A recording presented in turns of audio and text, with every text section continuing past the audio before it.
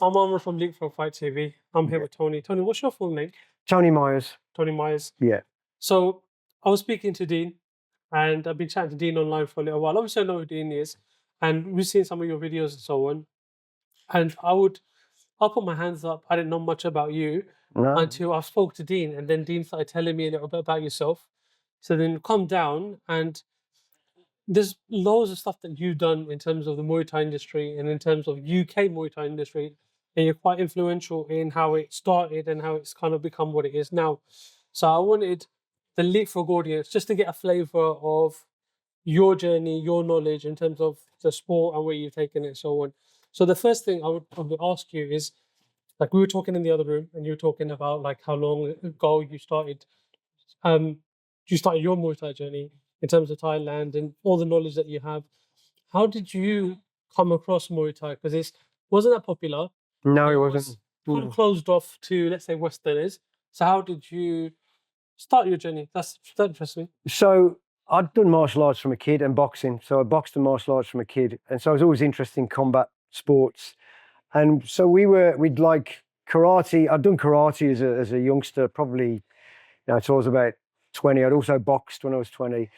And I just thought there was a bit more in it. So we trained. We did, I guess now it would be more similar to MMA because we did grappling, at that time, but we wanted some outlet for it. And so I put on a show with a friend who was a business man, and they called Ian Taylor. We put on a show in Cannock, a Muay Thai show, and we pulled in some of the best names in the sport. So Eval Denton was a world champion, and a few, so we had, with the best officials we could have, and put our lads on who were really fighting kickboxing. They weren't really Muay Thai. They fought Muay Thai rules, but we hadn't got the background in it as such.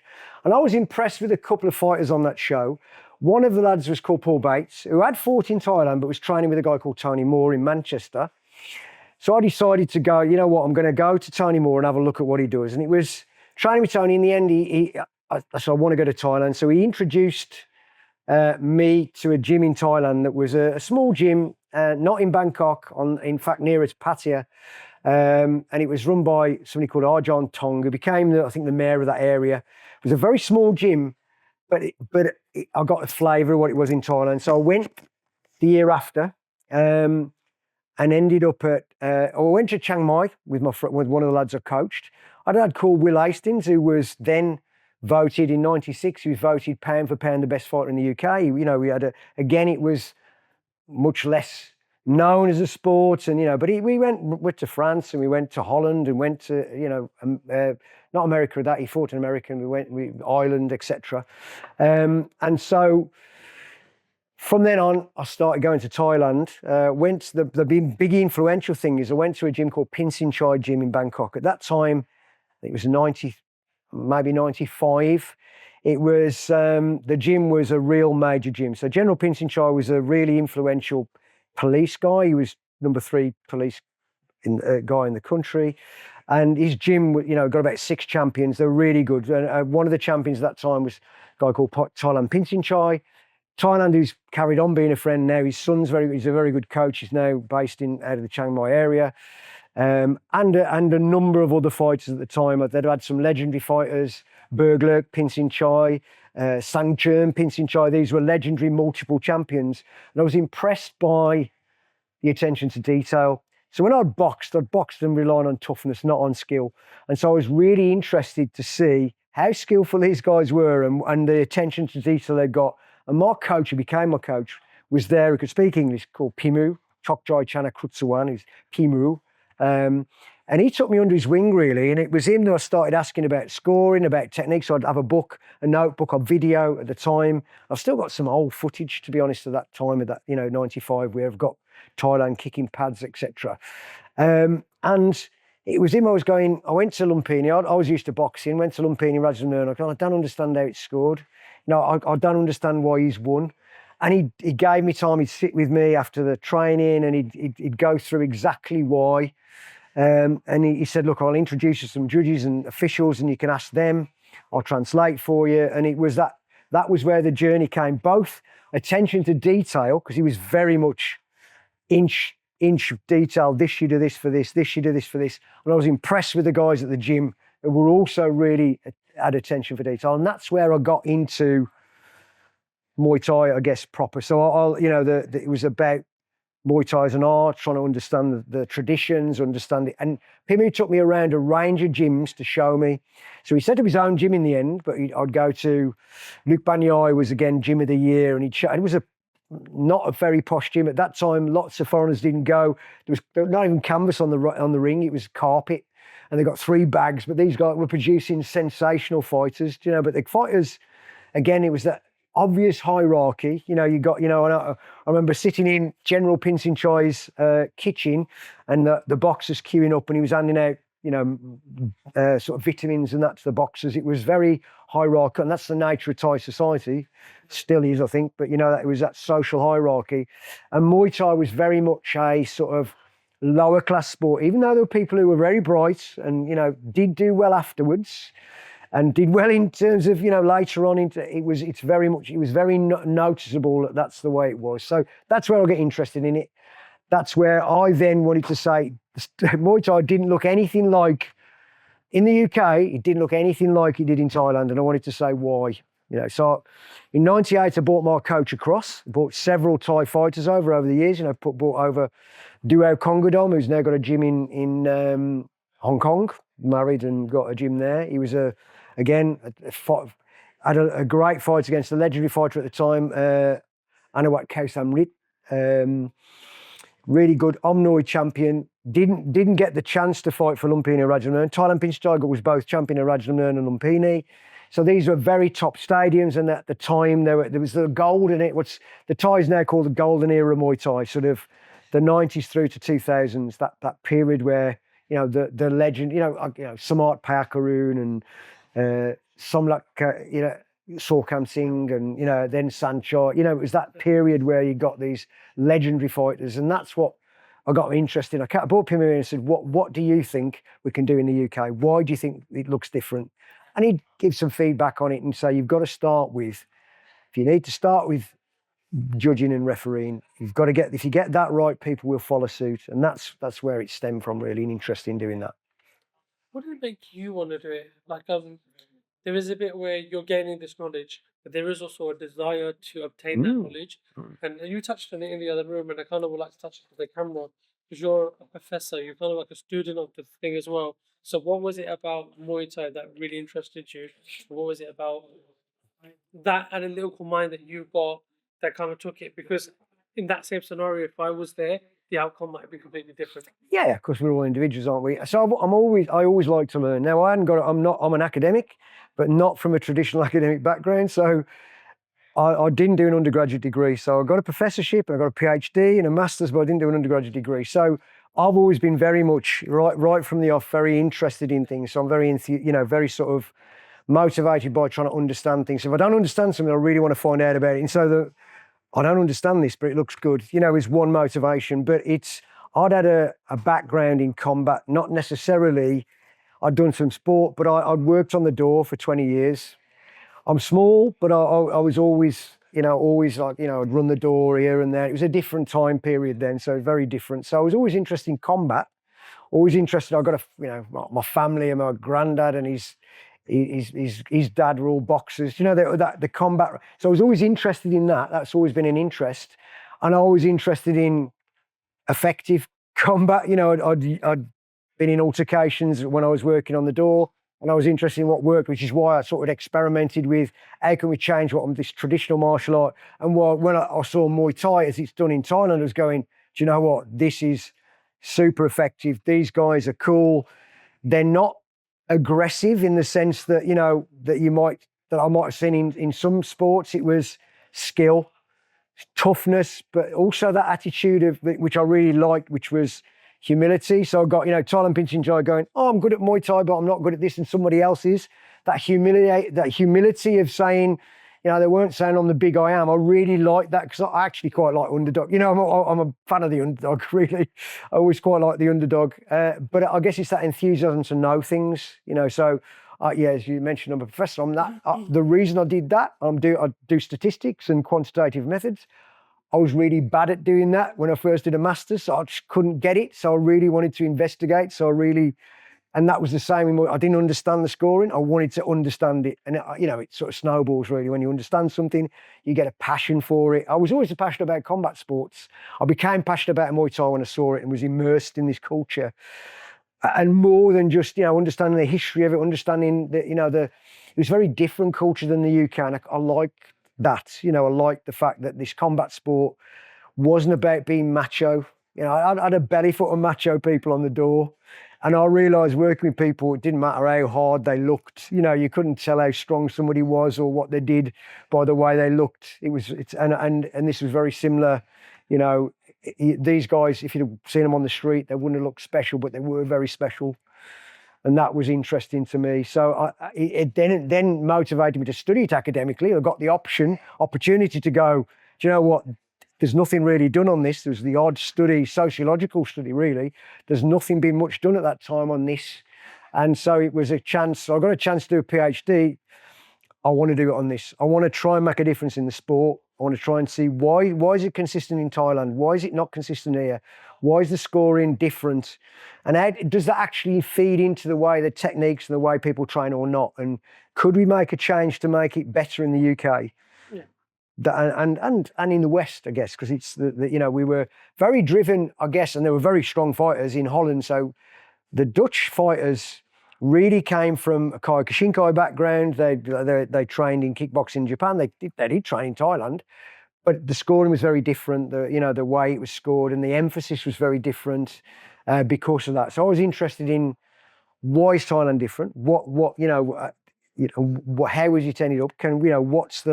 What's the advantages of trying to have that Thai model, given the West was quite different. And we had, at that time, now the internet's a bit more, it's driven by algorithms that we pump feed that we like. And that was very different when the sort of start of the internet. So you had these debating forums where you got people with very different ideas debated online. There used to be a forum called Axe Kickboxing. So we had these guys where we'd be arguing about what should we do, Kat? And people going, the UK has been doing it since the 70s, we ain't going to change. And I was going, it's just trying to put arguments for it and doing some research and putting that on there. So we had these, I think, very useful debates. In fact, I used some of those debates on my own PhD in a qualitative study about, how do we see the sport and, as well as some sort of what we might call autoethnography, my experiences in Thailand, how I navigated this very different experience of Thai and UK and a Western mindset with the Thai ideals and having a look at how, this holistic scoring system and understanding it and then seeing whether that could actually be brought to the UK. So what was your biggest challenge when you brought it to the UK? Because it's completely different to what some people. Although on the face of it, when you look at it, you're seeing the guy knee here and the elbow and everything, and it seems simple. But when you start really thinking about the moves and the power, and it was quite interesting to watch you when you're talking about sparring, about how effective kick things are. Like how when you catch the kick and how negative, because that was one way we were trained, and then you were explaining how that's actually a really bad score against you. I mean, it's a strong score for the other person. If you kick them upside down, it's okay, but you've got to do something big to wreck to. Yeah. So what was the biggest challenge bringing that rule set to the UK? And did you have to adapt or change something for it to be adopted by, let's say, the UK fighting audience? I didn't adopt it. I was quite stubborn on trying not to adopt it. But it was, the biggest challenge was there was already a culture here. It wasn't necessarily uniform, but you did have pockets of groups. And the real way it was getting key people on board that were influential in those groups. So in Manchester had been, Muay Thai had been around since the 70s, and they'd had a history of people being really good, competing against world-class fighters, over that period, really. And so they were already very ingrained and going, we know how to do it. This is it. We've even been to Thailand. I think one, and it was partly this debate online, where one somebody, Darren Phillips, who's had been in the sport. I mean, Darren Phillips came when I first put the first show on. I talked about the first show I put on. He came and brought fighters on that. He'd been fighting for Master Sken since he'd been a kid, and he'd been, immersed in this system. He'd even been to Thailand and thought it was a bit weird, and they weren't quite doing it how they should be, And so he's saying, why do Thais do this? So it was a question he had, and I answered this question saying they do it because that's the way it's scored, and they're doing it. They're very pragmatic. You know, if the way it's scored is the way it's scored, they're driven by money. It's a business. You know, the coaches are driven by, you know, it's that idea about if you go there, they always think it was a bit weird. Why are you coming? You know, why would you come if you've got a good job? Why are you coming to train Muay Thai? Because they were doing it as a job. And I explained to him, and he was, credit to him, because I think it's really difficult when you're immersed and got a reputation, a particular thing, to change direction completely. And he did. And he was influential in changing the ideas of the people who trusted him and who he was. And a number of those type key individuals meant that they were sold on the idea of these arguments and trying to and do seminars and courses. So, you know, it'd be going to, I know, Badco, for example, Liam and Richard Smith and Andy, and saying, this is how it's scored. This is what you know, this is the way it's done. I was taking ties as well with me. So I'd take Thailand Pinching Chai with me, who was standing with me. So it was adding credibility, or Pimu. So it had credibility to me as well, in the sense that these were champions in Thailand and they were reinforcing the message. I had videos of top judges saying it, you know, with a translation saying this. So it was that idea of selling it. So, but it was trying to say, of course, it's always, Thailand had its issues with gambling. So it wasn't about odds. We were not interested in, you know, who had the best odds in a fight. It was about the performance criteria. So it was about, so in essence, the only change was it's only to do with what happens in the ring and not to do with the reputation of fighters or the gambling. But it was trying to be authentic. So there were challenges. I was refereeing as well.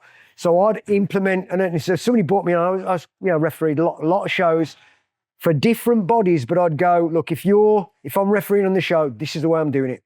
I'm doing it the same as Thailand. There ain't we've got these rules. You might have these rules, but if you have someone else to referee, then if I'm refereeing, it's this rule. Yeah. And this is how it's been done. So I was quite stubborn in that way. This is the system. We're translating into here, and this is how we're doing it. And I was trying to train guys the same. So, as you know, at that point, you're involved in a bit of everything. It was judging, training judges, doing seminars, and we did seminars across with Thais and, you know, across the UK, Scotland, Ireland. Did it a couple of times in Denmark, in Canada, the States.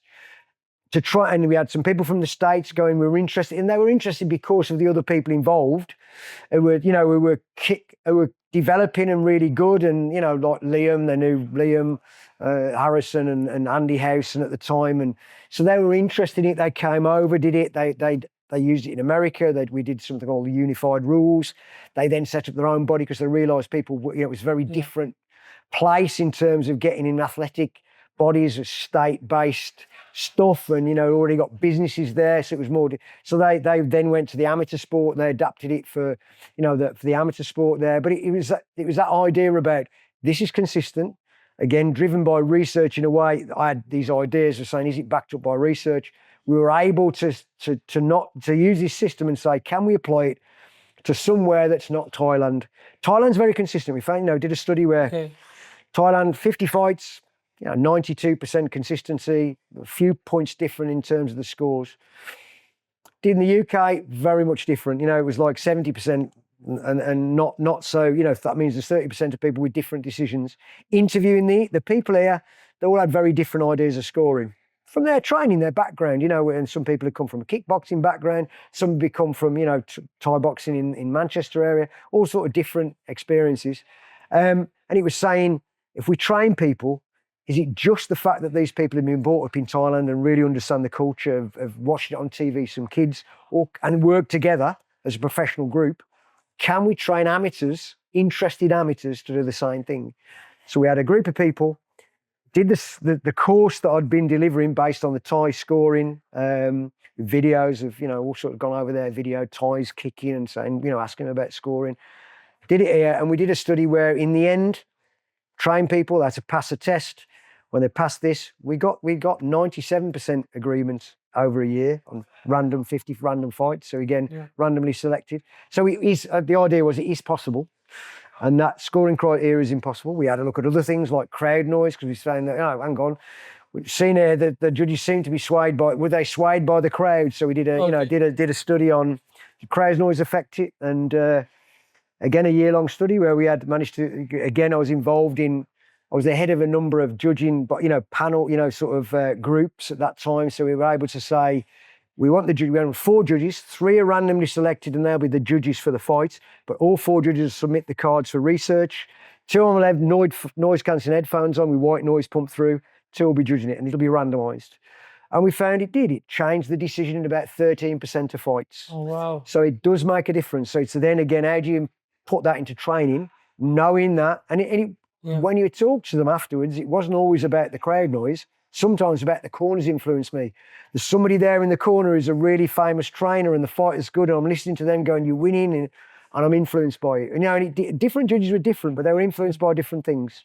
So it was looking at what influenced them, then does that judging then translate into training? So it was a study about looking at how does judging influence techniques that boxers use, that Muay Thai fighters use? And that was, so another study. So it was these studies around this. We're doing one at the moment. We stopped through COVID. We're restarting again about looking at the biomechanics, the effectiveness of power of shots. So looking at, we've got like a force monitor, monitors the force, put Tide pads on it, force plates on the floor, put a 3D video analysis, dot people up with sort of reflective markers on the joints, get them to kick it, build a computer model, have a look at what's the power in the kicks. And we've only got about 20 odd people through that, and we want to get more through it before we try and draw conclusions. But there's certainly things that we could start saying, whatever's taught, Thailand's taught, they're taught by, and they're extraordinarily good. And it's an evolution. You can see a development, and there's more consistency, more homogeneity. When TV came in, people, very distinct styles to start with in Thailand, and that's got more homogenous, even though you have got gym styles and you've got different boxers, knee fighters, punch fighters. What was interesting is, is the things being taught, which are just taught, I'm taught what I was taught.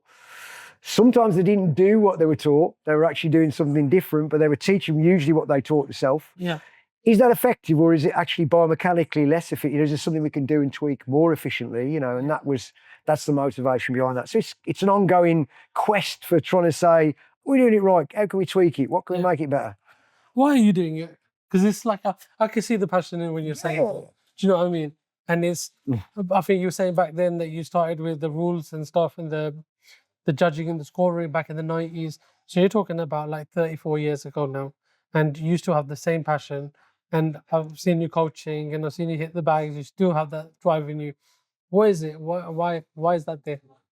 I do love the sport, and I love the people around. So I did fall in. I mean, I've been to Thailand. I haven't been to Thailand. I've got 2 young kids, so I haven't been to Thailand since the oldest was born. The oldest 8 now. So I'm an old dad, but that's been a great journey because they're keen on Muay Thai now. But I've been to Thailand about 30 times, and I've stayed there a couple of months at a time. And I do like the culture. There's some aspects of the culture I don't like. Would I like to live there? Probably not.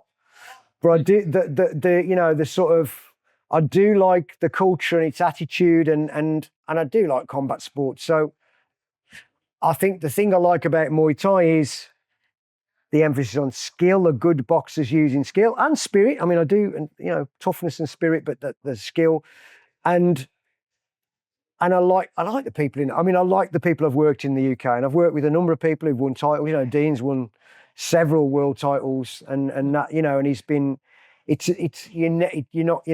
become more than a coach. You know what I mean? That, I don't think you can ever just, somebody who you spend a long time, you become, part of their journey, and they're part of you, and you learn as much from them as they do from you in a way, and some boxers are less well known, but were world champions. Winston Walker, who I didn't coach from the start, but towards the end of his career, coached him, and Pete Crook again, who was already a really good fighter, but again on the part of the journey, going to the States and fighting in Japan, and it was, and so I still got the idea you can shape people and be more than just a sport. You can.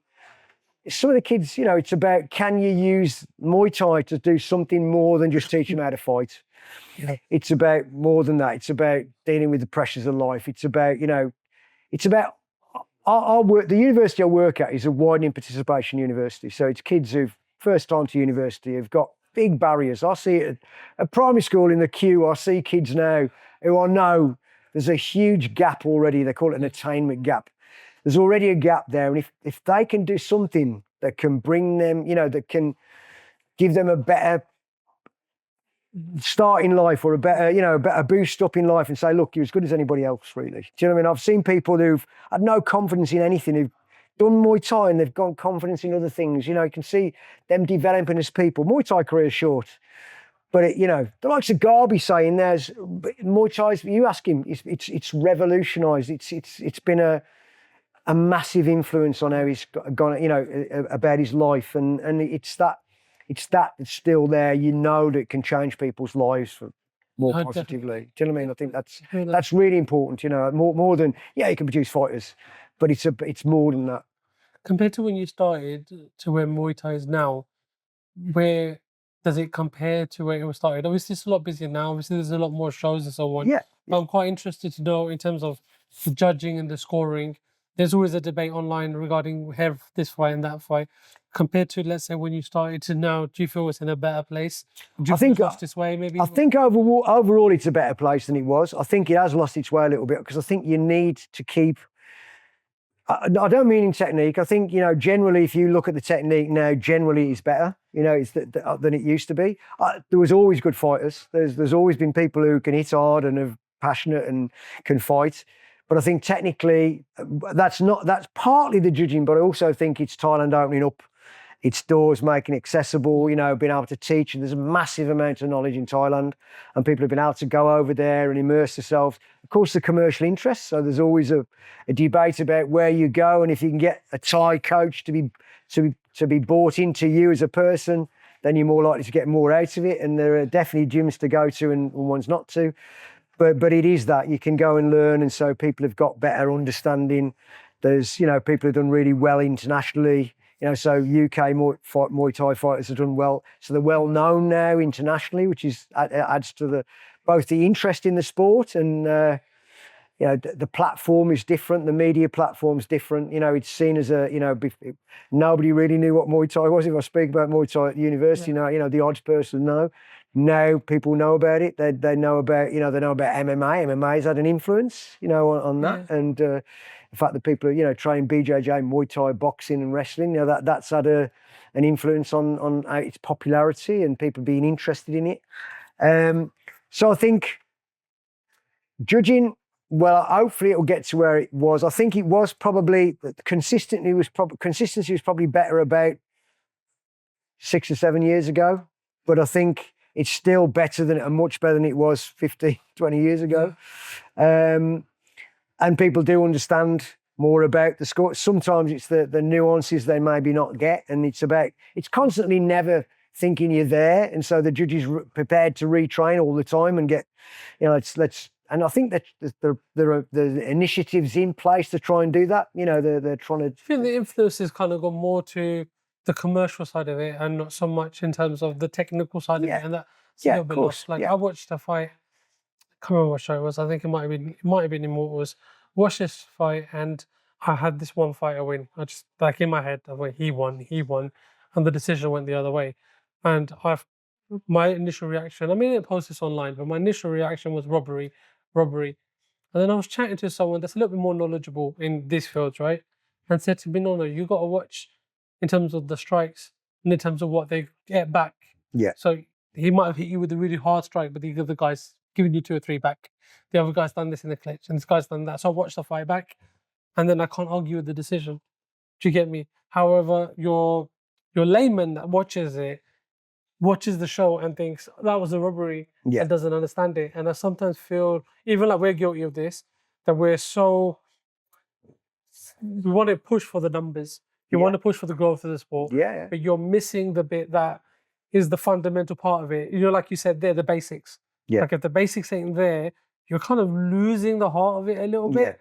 And I'm conscious about that. So I was just I think that's partly, and I don't think we've necessarily done a good job. And there are some good commentators, but I think commentators explaining what's happening.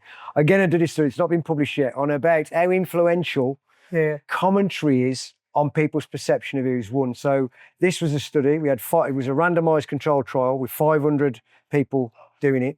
They either got no crowd noise, they watched the fight with no commentary at all, silence, pro blue corner or pro red corner commentary, and it did have an effect on what people thought. So having good commentators that really explain it well is important in understanding what's happening. Now, of course, commentators have got a job not on just explaining it. They've got to, you know, as you say, it's about selling the product. It's about making it sound exciting. Yeah. And so you might well have, you know, I guess somebody who's very knowledgeable and somebody who's very enthusiastic about pushing, you know, so it's trying to get a balance between those two things. No, I get it. It's interesting you say that, actually. Yeah, no, it's interesting you say that, because you look to get commentators and you overlook it. And again, we're guilty of this. You overlook it, and you're right. I think, like, for us, we talk about someone that's chatting and talking and so on, and more of like a presenter type person, and you forget that your audience, probably 80% of the audience that are watching home, that's watching their cousin, aunt, your granny having a fight that they've not seen before. Yeah.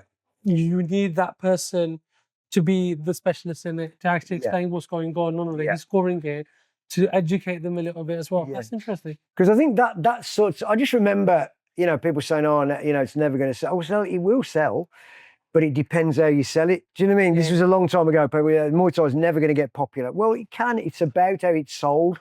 And I said, you know, in the I used to watch Sumo, which on Channel 4, explaining what was happening. At least you got, so okay, I understand that, and I can watch, and you start learning.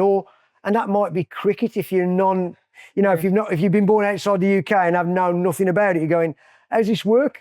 But with commentators who are actually explaining, you go, oh, and people do get into it then, and they go, okay, the nuances of it become really like key. You know, it's the same with American football. If you're not sure of it, it's going, what is stopping it now? You know, understanding what's happening and somebody knowledgeable explaining it, people can they get into it as well. It becomes a bit of a, oh, I understand, and you know a bit more than somebody else. It's sort of actually a bit more motivation to find out, you know, I can see it now, which is exactly what I was like at Lumpini, going, oh, I understand that. What? Because I was going, who's winning? How's he won?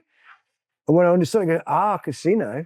I understand now what he's doing. And I think that's you know, so there is that bit about we're selling a product, you know, and we've got the marketing material, we're selling this idea, you know, and but actually in the end, I think it's valuable to have that.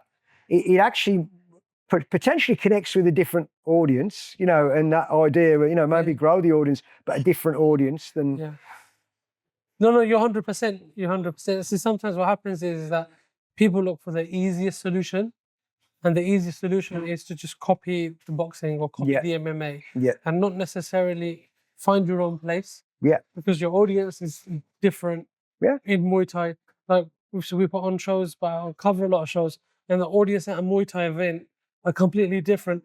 You tend to get a large population of them actually train Muay Thai, coach Muay Thai, some type of connection, so they understand it.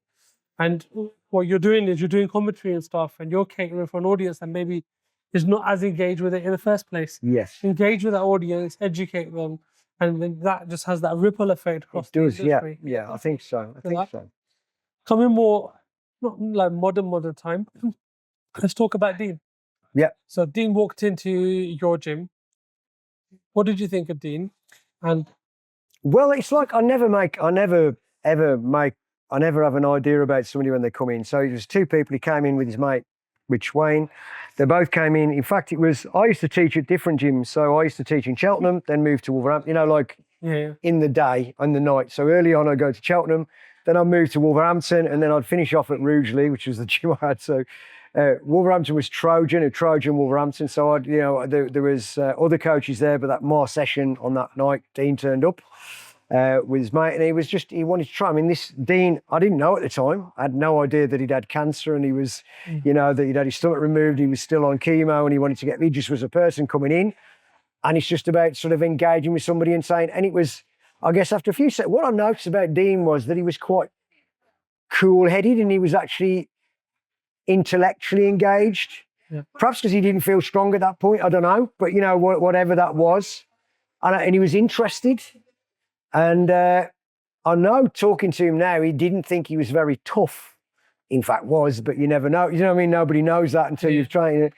But it's that sort of, so it was somebody who's interested. He then wanted to come, so I had a bit of a relationship with him. We watched some of the lads training the fight. He came to the Rugeley gym with me afterwards, after this session, and he somehow fell in love with that. There's much more traditional Thai at that gym. You know, Trojan was a mix. You had a mix of people who were training with somebody else who was more a boxing coach, and it was very much a slightly different style.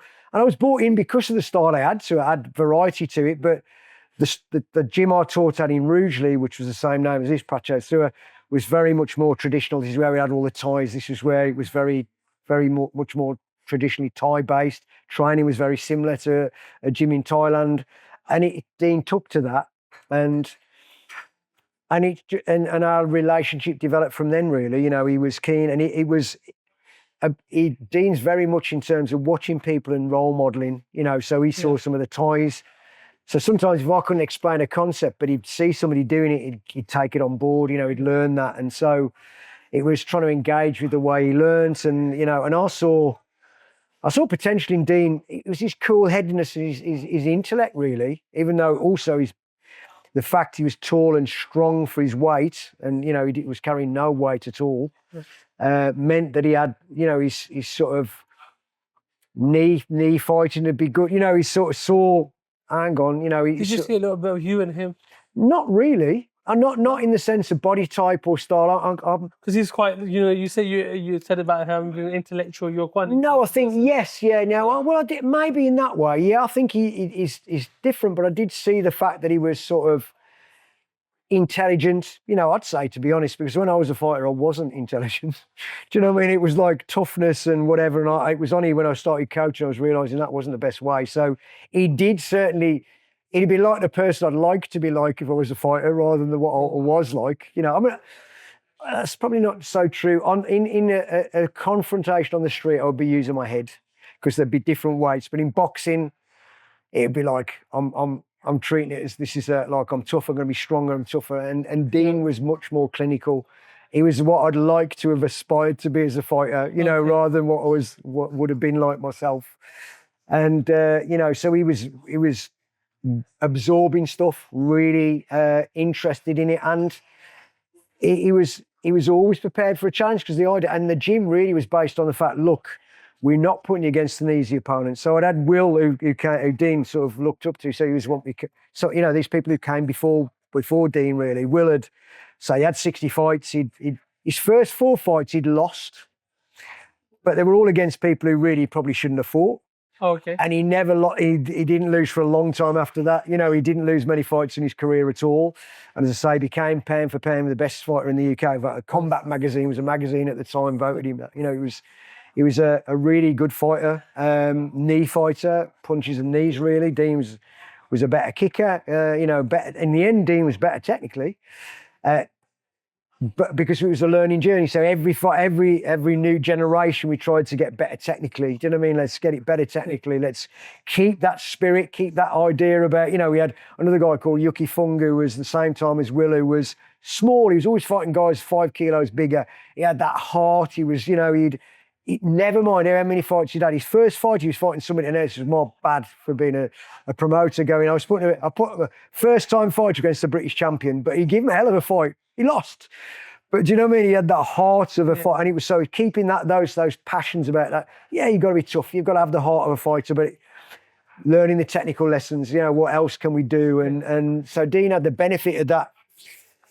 Carla, who was Damien, who were brother and sister, who again had been, you know, fought in Thailand. Carla fought at Queen's Birth. They were again world-class fighters. You know, again, they were sort of generation before Dean, who Dean learned from, could look towards. And I think that's what Dean liked. You know, I think Dean's a very loyal person. He's got that personality trait that he always remembers where it's come from. Yeah. And so he always likes connecting with those people who he feels who were influential to him. And I think whether that's Thais or, you know, those here, I think that's always been, you know, something Dean's taken with him, and he's bought into his own teaching, you know. When you found out that he had cancer, did you think at that point, let's sack this off and leave it alone? What was your... No. It was already, by then, it was already going, if you want to do it, we've got to be mindful of that. Yeah. But so I'd always be ready to pull it. If I thought this is, you know, you're not able to do it, I'd have pulled him. And like I've pulled anyone, but I want the fighter, and this is not very, it doesn't sound very healthy, but I want the fighter to go, I'm prepared. I'm going out there, and I thought the only way I'm going out is on my shield.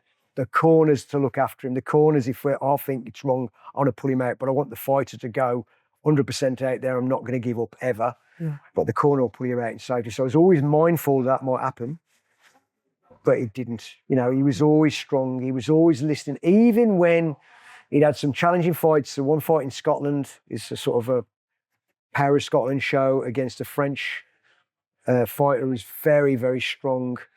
Dean, I knew Dean, the lad had hit him hard. He came back to the corner, he was dazed. I was trying to get his attention. I said, Dean, I'm going to pull you. If you don't respond to me, I'm going to pull you. I said, Dean, now you've got to stay on the ropes. You've got to not attack him. Let him come to you. And he did. I mean, looking at the fight, you wouldn't know he was out. I mean, he won convinced. He won every round. Yeah. But I knew he was hurt. And if you asked Dean, he was hit bloody hard. You know, he was really, the lad could bang. He's very athletic. He would do, you know. And so he was always, he's able, and it's always that thing, I won't go, you know, so we might have a game plan. It will be, Dean, use your intelligence out there, but we can always have a look and change things. Sorry, I think I moved. Sorry. We can always have we can always change the game plan, but go out there and let's see what see how it is, play, test the water, you know. So it might have been, he fought for a European title against a lad who beat a couple of very good UK fighters. A Belarusian fighter, Dmitry Varats. But noticed that he was everything he won on, he was on the front foot. And I looked at it, he hadn't got good footwork moving backwards. He hadn't got a good base moving backwards. Mm. It's a bit like I was working on with Dean there. When you step back, you need to have a base. He hadn't, so I said, we need to push him. You keep him on the back foot all the time. And Dean managed him. It was still a good, hard fight, but he did beat him on that back. And Dean was always able to take instructions and do it, but he's also intelligent in there to switch things and go, that ain't work, you know, so it would be still. So sometimes you have to have a go and say, no, you know, I remember him not blocking, block. You know, so getting passionate with him, got, do it, you get out there. So he's a bit like, I don't want to go back if I haven't done this in the corner, but also that idea about sometimes there's a conversation and an intellectual sort of trying to see where it is and what's happening in the fight and what push buttons to motivate him. I think you can only do that if you know somebody very well and you've worked with them through a lot of things to see. So there's been times when I've gone to Dean in training who's doubting himself, going, get out of the ring, go, get off, get lost. Do you know what I mean? To a point where it's encouraging. So there's times where you've got to encourage someone, there's times where you go, get lost, you ain't doing it properly. But it's knowing, you know, and it's a bit of testing the water to do with that. Yeah. So that's been the journey really with Dean. It's that very, you know, a very strong relationship, but also, you know, at times it's pushing the right buttons and often listening to him to know what buttons to push, really. Yeah. No, that's really cool. Because I've still been speaking to him, he still speaks very highly of yourself. And it's nice to get that. There's not many coaches and student relationships right now where the coach has lasted that long or the students lasted that long. They all seem to kind of last a few years and they've gone somewhere else. So it's nice to see that. I tell you what was really nice is today I've come down and seeing you two, it's like seeing you two a couple of decades ago as well, where you're still in there, you're still telling him off. Yeah, no, pretending, yeah. He's still doing that. That's awesome. I love that. I love that energy that you two still have. Tell me a little bit about this gym where we are now. And tell me a little bit about why you're still coaching now and what it gives you. Yeah, so the gym, the actual, I guess, the gym used to be, it's had different venues over the years, you know, so it started off, the whole idea of a gym a long time ago, before it was really properly Muay Thai, was in Brown Hills, and we used to use Brown Hills Boxing Club, and we used to have, you know, the likes of Steve Logan from K-Star. He had no full-time gym. He used to bring students down. He was a wrestler at the time on TV wrestling, you know. Okay. Yeah. So he used to bring guys down, and we used to, you know, and then I moved to Rugeley. Cannock as well. I used to teach at an FE college, so we used to use that as well. So we used to do a couple of nights there, and I moved into, in the end, a boxing gym in Rugeley, and that's where Dean first came. And in the end, I moved, and Dean was living in Willenhall, and he had this, you know, he said, we've got this gym here, you know, on the side of the pub, and it's got a ring in, and, you know, and there's people around. He said, so it was also, we were getting people travelling quite a long way to train at Rugeley. We had people from Northampton training to come, you know, like a long way to come and train, and we had people from Manchester coming down. So it was like having somewhere central, somewhere where people can come and, you know, access it easy, because Rouge is in the back of nowhere really, not too easy to get to. Yeah, it was good really. And I moved to Birmingham when the kids were born, so it was good for me to still, you know, Dean obviously the driver of it now, because I train and coach, but I've got kids and I don't do as much. I used to be out every weekend, every night. I'm not now. Do you know what I mean? I've got a responsibility of the family more. So, you know, so Dean's doing what I used to do, in a sense. You know, he will go with fighters everywhere and he'll be everywhere with them. And, you know, that's sort of, you know, that's, I mean, I will go when I've got a chance to go. I will. I mean, I've probably refed on here about 3 times last year. Do you know what I was? At one time, it'd be every weekend. I'd be out with fighters every weekend. It would be, you know, gym 3, you know, 3 gyms in one night. You know, now it's like now, you know, it might be I'm in the gym 3 times a week. You know what I mean? It's not the same level. And Dean is still, so Dean's able to give that you know, that sort of, still that energy to it really, that's nice. So this gym tried to take, you know, it's always, and Dean's driven those values, you know, we the values of risk. And I think I like Muay Thai for that, saying, you know, the Y crew is about respecting where you come. You haven't invented this sport.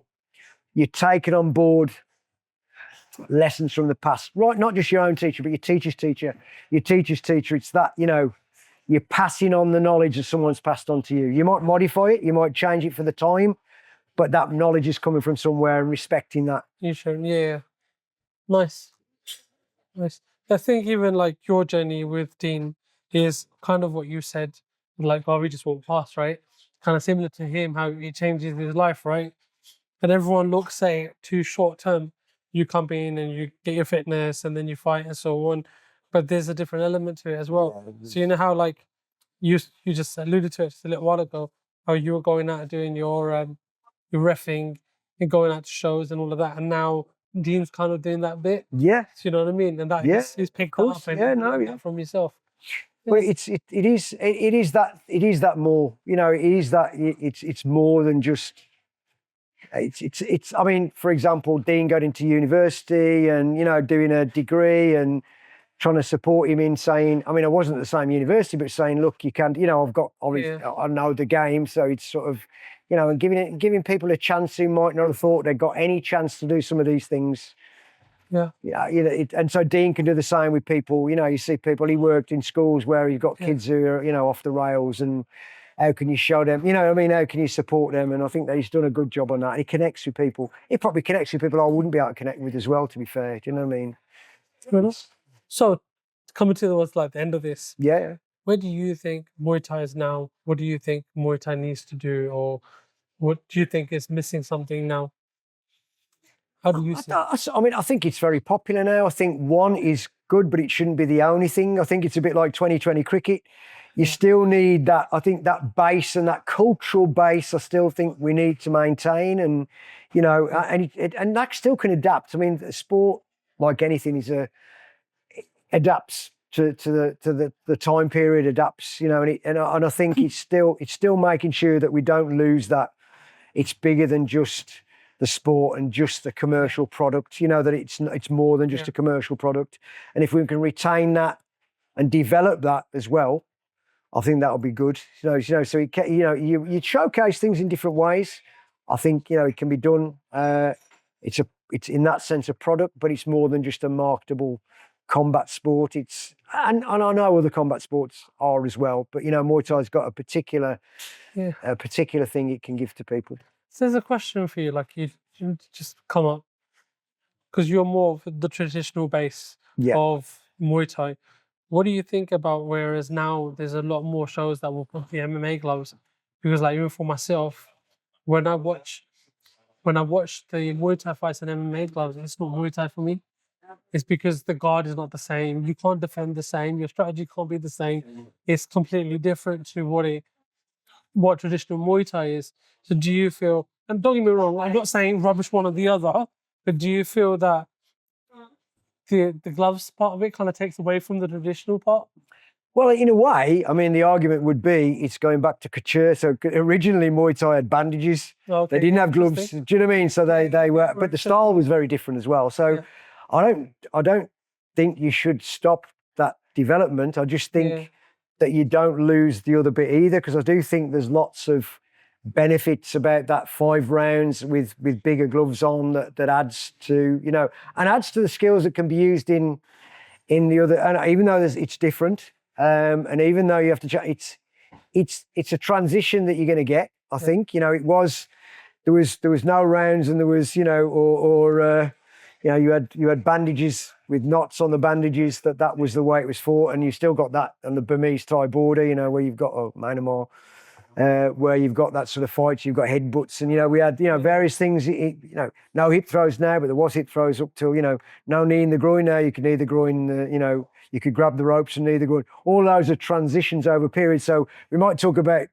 And there was a development where you could say that, you know, people in Thailand think this period's the golden age, you know, the sort of 90s to 2000s, but it's you know, that still is. And so the system from the, you know, when we started wearing gloves from the 20s, 1920, well, not me, but you know, Thailand started wearing gloves, was a particular tradition. But before then, there was you know, it was Muay Thai has been, you know, it's longer than that. Yeah. The styles were very distinct, you know, very distinct, different styles as well. If you have a look at some of the very regional styles were different. So you've got a transition. So I think that's fair enough. But I just think keeping some of the stuff that's valuable, that's beyond just the sport, some of the humility, some of the values of the sport, that'd be a shame if it was lost. Yeah, definitely. It's interesting. I enjoyed this conversation, Tony. Yeah, me too. Thank good. you. Thank you. Yeah, thank you for it. Yeah, it's quite an eye-opener. And I think you're not done in this sport. So I know you're not done in this sport. There's things that you're thinking about right now. And I'm interested to some of the other stuff, the biomechanics. Yeah. Quite interested in seeing kind of how that goes. Yeah, that'd be good. Yeah. And I'm interested in that as well. I'm interested in that. Yeah. There's always something. There's always something. So yeah, thank you. I'd like thank you for, I think, No, thanks for hoping in terms of even Muay Thai to get to where it was. You know, there's people like yourself that have done so much, and you didn't really say this, but you didn't get paid fuck all money for No, you don't. Do you get where I'm coming from? Yeah, no. All the stuff that you've been doing, you're not really getting a big sum of cash. It's not like you're getting paid hundreds of thousands of pounds doing this. Nah. This is just passion. Yeah, for what you've done. No, Do you get where I'm coming from? Yeah, no. I worked different. I earn my money somewhere else, really. Yeah, and it's like what you said, and it's interesting. Just to kind of close, you know, how you were talking about how the sport influences so many people. You'll be surprised with the amount of people that I've got that have come off the streets, that have changed their lives. That's brilliant. And all of that because of Muay Thai, because of the gym, because of the culture, because of the humbleness. And you've played your part in getting it to where it is. No, that is brilliant. It's brilliant. He's doing that now, and you've got, you know, now there's a different, you know, it's different. You can get into people's heart. We can get on the phones, you know, they can see it on the phones. They can engage with it where they might not have otherwise been able to do. Exactly. There might be no gym local, and now it's different. Yeah, so it's great. Cool. Tony, to get enough of your time. Super. Thank you. Brilliant. Thank you much. Brilliant.